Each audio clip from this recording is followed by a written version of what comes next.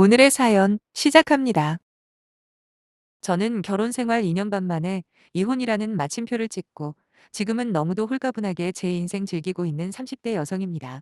돈이라는 게 그렇더라고요. 누군가는 경제적으로 여유가 조금만 더 있으면 지금보다 훨씬 행복하게 살 수 있을 거라고 생각들 하시겠지만 제 경우에는 완전 반대였어요. 남편과 시가 식구들은 제게 돈이 생기자마자 전혀 다른 사람이 돼버려 무리한 요구를 반복하는데 처음엔 저도 어느 정도 들어주긴 했습니다. 왜냐하면 결혼하고 없는 형편에도 저나 남편 그리고 시가 식구들까지 나름대로 행복하게 살았거든요. 저한테도 잘해줬고요. 남편과는 아는 사람의 소개로 만나 1년 넘게 교제를 하다 결혼을 했습니다. 양쪽 집안 모두 넉넉한 형편으로 시작한 결혼 생활은 아니었기 때문에 때때로 힘든 순간도 있었지만 서로 아끼며 사랑으로 잘 살고 있었어요. 그런데 저의 가정사가 좀 복잡합니다. 간단하게 대충 말씀드려 보자면 어머니와 아버지 두 분은 저와 남동생을 낳고 10년 넘게 함께 하시다 제 나이 15살에 별거를 시작하셨죠. 이유는 아버지에게 다른 여자가 생겼던 겁니다.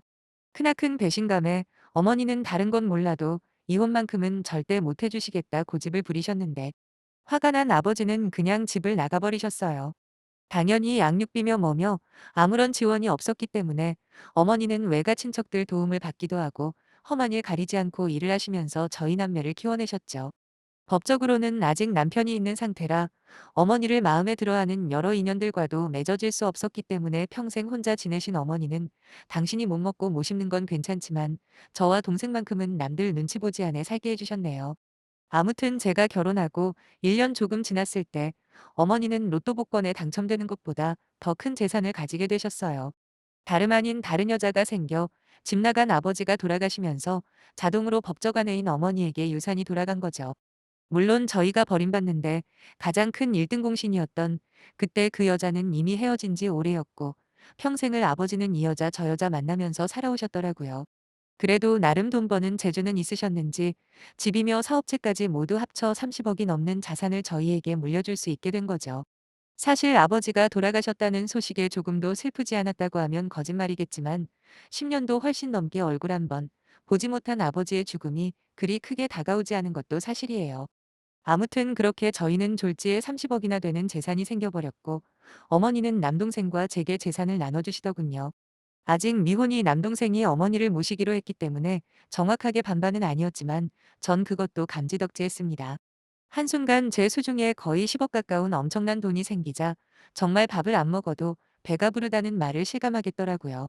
이쯤에서 시가쪽 이야기를 안 할 수가 없겠네요. 저나 남편이나 둘 다 중소기업이라고도 말할 수 없는 작은 회사들 다니고 있습니다. 따라서 둘의 월급을 합쳐봐야 600만 원도 채 안 되죠. 그렇다 보니 시어머니에게 용돈을 드린다거나 하나밖에 없는 시누이한테 딱히 해줄 형편이 안 되더라고요. 하지만 한 번도 뭘 해달라 요구한 적 없었어요. 오히려 시어머니는 종종 반찬 같은 거 해다 주시거나 마트에서 값싸고 질 좋은 음식 재료들을 발견하시면 저희 것까지 사다 주시기까지 하셨습니다. 그리고 시누이도 이따금씩 얼굴 보면 능력 부족한 자기 오빠랑 잘 살아줘서 고맙다는 말까지 했고요. 거기다 저희는 당시 전세에 살았는데 반면 시어머니는 시누이와 함께 월세를 사셨습니다. 아무래도 저희보다 경제적으로 많이 쪼들렸을 텐데 그런 어려움에 대해선 혹시라도 제가 부담을 느낄까 이런 방구도 없으셔서 제가 더 미안한 마음을 가질 정도였거든요. 시아버지는 10년 전 이미 돌아가셔서 경제력을 가진 사람은 미용실에서 직원으로 일하는 시누이뿐이었는데 그렇게까지 벌이가 충분하지는 않았던 모양이더라고요. 하지만 없는 형편에서도 저희는 서로를 참 아껴주며 살았어요. 거기다 명절 때가 되면 저와 남편에게 친정 먼저 가라고 항상 배려를 해주신 시어머니와 시누가 그때는 정말 좋은 분들이라 굳게 믿었어요. 그런 상황에서 제게 엄청난 돈이 생겼으니 어땠겠어요? 다들 잔치 분위기였던 건 말할 필요도 없고 특히 남편은 자기보다 마누라복 있는 사람은 없을 거라며 엄청 기뻐하더라고요. 모두가 행복해하니 저도 물론 행복했죠. 저는 안 그래도 나름 행복했던 제 결혼 생활이 더 풍족하고 좋아질 줄 알았지요. 제게 돈이 생기고 가장 먼저 한 일은 저희 집 전세를 자가로 그리고 시어머니와 시누이가 살던 집을 월세해서 전세로 바꾸는 일이었습니다. 저희 집을 자가로 바꾸는 건 어찌 보면 당연한 일이에요. 왜냐하면 경제적으로 조금 여유가 생기면 바로 아이를 가지자고 남편과 이야기를 해놓은 게 있었기 때문이죠. 하지만 시가를 전세로 바꿔드리는 건 순전히 제 결정이었어요. 아무래도 월세라는 게 그냥 길바닥에 버리는 돈이잖아요. 그러니 전세로만 바꿔드려도 그동안 지출되었던 월세만큼 여유가 생길 거라 생각했었던 거죠. 거기다 매달 50만 원씩 용돈도 드리기 시작했어요.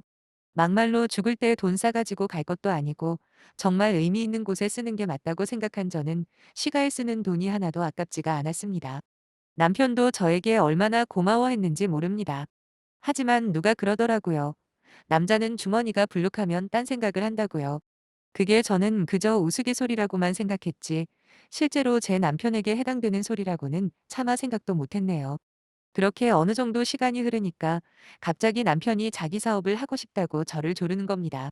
지금 다니는 회사에 백날 다녀봐야 아무런 미래도 없고 희망도 없는데 차라리 더 늦기 전에 제대로 된 사업을 시작해서 안정적인 수익을 확보하는 게 좋지 않냐고요. 저는 그런 남편에게 사업은 아무나 하는 게 아니다. 그냥 다니던 직장이라도 꾸준히 다녔으면 좋겠다고 했어요. 남편은 그런 제 말에 엄청 서운해하며 그때부터 매일같이 생떼를 쓰더라고요. 결국 남편의 성화에 이기지 못하고 남편 앞으로 작은 고깃집을 차려줬죠. 하지만 남편은 막상 가게를 차려주니 가게는 맨날 종업원들한테 맡겨놓고 수시로 놀러만 다니는 거예요. 당연히 제가 뭐라고 했죠. 그런 식으로 설렁설렁 일해가지고 제대로 자리는 잡겠냐고요. 그러면 남편은 또 금세 서운해하거나 화를 내면서 우리도 이제 여유 있는 삶을 살아야 하는 거 아니냐며 맞받아치는 겁니다. 정말 이해가 안 되더라고요. 유산을 상속받은 이후에도 제 생활은 달라진 게 없었거든요. 여전히 시장에서 조금이라도 싼 물건을 찾아 헤매면서 장을 받고 옷 하나를 사더라도 이왕이면 세일하는 걸로 고르며 꾸준히 가계부도 쓰고 있었어요. 저와 다르게 헛바람이 잔뜩 들어간 남편을 보면서 한편으로는 답답하고 걱정도 되었지만 그래도 잠시려니 하고 웬만하면 참고 기다려줬는데 지금 생각해보면 그게 다 헛짓거리였던 거예요. 허나 허파에 바람이 들어간 건 남편뿐만이 아니더라고요. 시누이 또한 제가 받은 유산에 탐을 내는데 어느 날 저를 찾아와서는 자기도 미용실을 하나 차려주면 안 되겠냐 부탁을 하는 겁니다. 거기다 그 이유가 너무 어처구니 없었네요. 더 이상 남의 밑에서 일하는 게 싫다고 남편한테 고깃집 차려준 것처럼 자신한테도 미용실 하나 차려줄 돈 충분하지 않냐고 하길래 저는 바로 거절을 했습니다. 제가 유산받고 월세를 전세로 바꿔드린 것과 매달 생활비조로 드리는 50만 원으로 시가에는 할 돌이 넘치게 하고 있다고 생각했거든요. 물론 미안한 마음이 아예 없지는 않았지만 아나무인식으로 나오는 신우이의 태도를 보자 저 또한 화도 나고 해주기가 싫어지더군요. 아마 그때부터였을 겁니다. 저를 대하는 남편의 태도가 변하기 시작한 게요. 생전 저한테 싫은 소리나 잔소리 한 번 안 하던 사람이 점점 까칠해지는 거예요. 그러면서 심심하면 저보고 돈 있다고 너무 유세 부리지 말라는 말까지 하는데 이건 아니다 싶어 그때마다 지지 않고 따져버렸어요. 사실 누가 봐도 제가 잘못한 게 하나도 없는 상황 아닌가요? 논리적으로 자기가 딸리니까 늘 말싸움의 끝은 남편이 그냥 나가버리는 걸로 끝났습니다. 돈이 생기기 전으로 돌아가고 싶은 마음까지 들었다니까요. 비록 형편이 넉넉하지는 않았지만 늘 웃음꽃이 떠나지 않던 내 가정이었는데 도대체 돈이 뭐라고 사람들이 자꾸 안 좋은 쪽으로 변하는지 정말 속이 상했습니다. 시간이 흐를수록 제 얼굴에는 근심만 가득해지던 그때 결국 사단이 나버렸습니다. 하루는 동네에서 친하게 지내는 아주머니 한 분이 저를 따로 부르시더니 남편 단속 좀 하라고 하는 게 아니겠어요? 무슨 소리인가 싶어 되물었더니 남편과 남편 고깃집에서 일하는 알바생 한 명의 관계가 아무리 봐도 심상치 않아 보인다는 소리를 하더라고요. 자기가 직접 본 적도 몇 번 있고 알 사람은 다 안다는 말을 처음엔 아예 믿지를 않았어요. 하지만 당시 남편의 모습을 감안하면 일단 확인해서 손해볼 거 없다는 생각에 며칠 동안 기회를 엿보다 남편이 샤워하러 들어갔을 때 핸드폰을 뒤져볼 수 있었네요. 바람도 머리가 똑똑해야 피는 거라던데 역시 남편은 모자라도 한참 모자른 인간이었어요. 물론 결혼하고 지금까지 남편에 대한 무한 신뢰를 보여준 게 제 탓이라면 제 탓일 수도 있겠죠. 아무튼 남편의 핸드폰엔 고깃집 알바생이랑 모텔로 보이는 곳에서 찍은 낯뜨거운 사진들이 잔뜩 있었고 아주 깨가 쏟아지는 카톡 대화들도 산더미같이 있더라고요. 너무 놀라 그 자리에 서 있을 수도 없었지만 그래도 그 와중에 증거가 될 만한 것들은 전부 저장해두고 남편이 나오는 소리가 들리길래 핸드폰을 돌려놓고 모른 채 했습니다. 그날부터 제 속은 무너질 대로 무너져 버렸어요. 저를 더욱더 화를 나게 했던 건 남편이 바람을 피우는 사실을 시누이가 이미 알고 있었다는 거예요. 그런데도 오빠라고 감싸주면서 새언니한테 안 걸리게 조심하라는 말 같지도 않은 소리만 하고 있었더라고요. 제 믿음을 배신한 남편에게 할 수 있는 최대로 되갚아주고 싶었어요. 그래서 전 남동생에게만 이 사실을 알렸습니다. 말도 안 되는 이야기를 들은 동생은 당장이라도 남편을 만나 반종여버린다며 찾아온다고 하더라고요. 그러라고 말한 게 아니라며 일단 말렸어요. 저는 동생에게 이혼 소송 준비를 좀 해달라고 맡기고 제가 가지고 있던 증거들을 다 넘겼습니다. 제가 소송 준비를 하게 되면 일단 회사를 빠져야 하는데 그러면 남편이 눈치를 챌지도 모른다는 생각이었죠. 일주일인가 지나고 동생한테 이혼 소송 준비가 다 되었다는 말을 듣자마자 저는 남편과 시어머니 그리고 신우에게 연락해서 다 모이라고 했어요. 그동안 신우이한테 내가 너무한 것 같다고 돈이라는 게 쓰라고 있는 건데 괜히 고집 피운 게 너무 미안하다는 말로 운을 띄운 다음 신우이에게 미용실을 해보라고 말을 했죠. 아무것도 모르는 세 명은 저보고 연신 고맙다며 인사를 했고 저는 신우에게 가게 자리 알아보고 이것저것 준비하려면 내일이라도 일은 빨리 그만두라고 했어요. 그거야 당연한 거라고 지금까지 쌓인 거 제대로 풀고 그만둘 거라는 신우이의 의기양양한 얼굴을 보면서 속으로 엄청 비웃었습니다. 앞으로 무슨 일이 일어날지도 모른 채 헛된 희망에 부푼 꼴이 가관이더라고요. 다음날 정말로 신우이는 오랫동안 다니던 미용실을 그만뒀고 전 그 길로 이혼소송 걸어버렸습니다. 물론 친정집으로 가기 전에 시어머니와 신우가 사는 그 집 주인 만나 전세에서 다시 월세로 바꿔놓는 것도 잊지 않았고요. 어차피 저번에 월세에서 전세로 바꿀 때 계약자를 제 이름으로 해서 아무 문제도 없었네요. 친정에 가서 이틀인가 지났나 아니나 다를까 제 전화기가 불이 나기 시작하는 겁니다. 남편뿐 아니라 시어머니와 시누이까지 얼마나 전화를 해대던지요.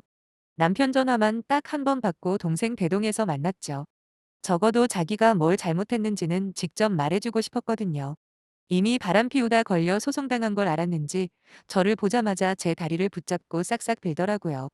자기가 미쳤었다며 정말 이혼을 하고 싶으면 자기를 죽이라는 둥 아주 온갖 추접스러운 모습을 다 보이다. 제가 아무 반응이 없자 되지도 않는 눈물 연기까지 하는 겁니다. 전 표정 하나 바꾸지 않고 똑똑히 말해줬어요. 내가 유산 받고 난 다음에 당신이나 당신 가족한테 돈 한 푼 안 쓰고 매정하게 굴었으면 모르겠는데 여기서 더 얼마나 해주길 바랬냐. 도대체 나를 얼마나 우습게 봤으면 내 돈으로 호강하는 것도 모자라 감히 바람까지 피냐고요.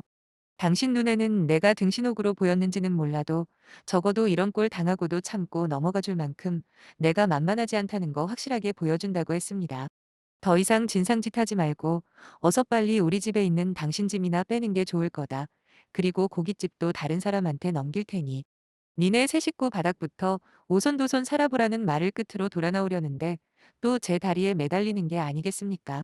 그때 동생이 힘으로 떼서 저 구석으로 던져버리니 지 혼자 떼굴떼굴 굴러 구석에 처박히더군요. 결국 눈물범벅이 된 남편은 주변의 많은 손님들의 눈요기거리가 되었고 저와 동생은 위풍당당하게 나와버렸네요. 그리고 당연한 결과겠지만 이혼 소송은 제가 이기는 걸로 마무리되었고요. 누가 와이프 돈으로 바람까지 피운 남자 손을 들어주겠어요? 그렇게 남편은 돈 한 푼 손에 못 건진 채 시어머니와 시누이 품으로 돌아갔고 한동안 전화가 오긴 했지만 싸그리 다 무시했더니 더는 포기했는지 연락이 없었습니다. 지금 생각해봐도 이해가 안 되는 건 말이죠. 처음부터 그런 쓰레기들이었는지 아니면 돈 때문에 돌변한 건지 그걸 모르겠어요. 뭐가 되었든 제 입장에서는 깔끔하게 끝내서 후회는 없지만 그래도 한동안 궁금하긴 하더라고요. 본의 아니게 다시 싱글라이프로 돌아왔지만서도 지금부터라도 여유 있고 똑부러지게 살렵니다. 많이 응원해주세요. 감사합니다.